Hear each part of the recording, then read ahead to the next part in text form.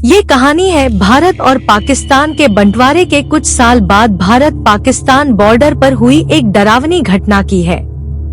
रात के ठीक 12 बजे का वक्त था। ठंडी हवाएं तेज थी और सब कुछ सन्नाटे में डूबा हुआ था। कैंप के एक कोने में सिपाही रोहित अपनी ड्यूटी खत्म करके अपने टेंट में लौटा। बाहर उसके दोस्त राकेश ने अब पहरे की जिम्मेदारी संभाल ली थी। रोहित बिस्तर पर लेटा ही था कि उसकी आंखें खुद ब खुद बंद होने लगी।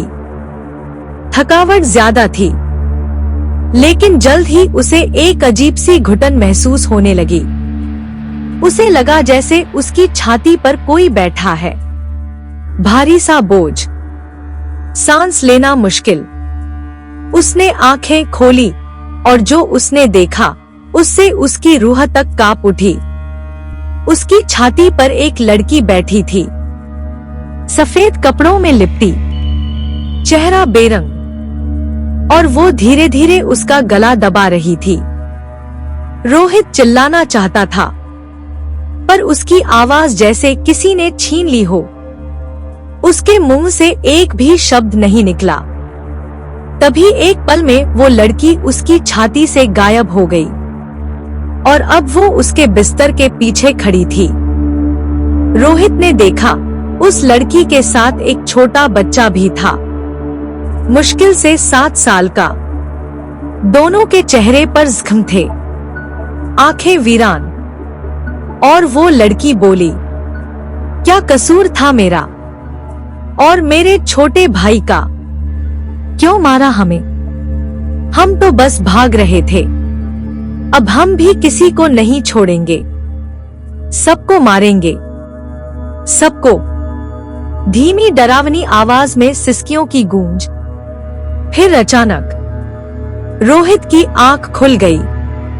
उसने राहत की सांस ली, लेकिन तभी देखा वो लड़की फिर से उसके ऊपर थी और उसका गला फिर से दबा रही थी।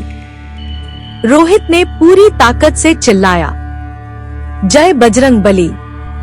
एक जोरदार झटका हुआ और वो दोनों, लड़की और उसका भाई, हवा में गायब हो गए। रोहित की चीख सुनकर राकेश दौड़ता हुआ अंदर आया। क्या हुआ रोहित? सब ठीक है। रोहित कुछ पल चुप रहा, फिर मुस्कुराने की कोशिश करते हुए बोला, कुछ नहीं। एक चूहा चढ़ गया था बिस्तर पर, मुझे लगा सांप है। डर के मारे चीख निकल गई।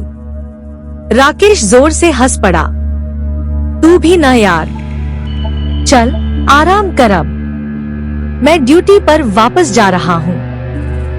राकेश चला गया, लेकिन रोहित अब लेट नहीं पाया।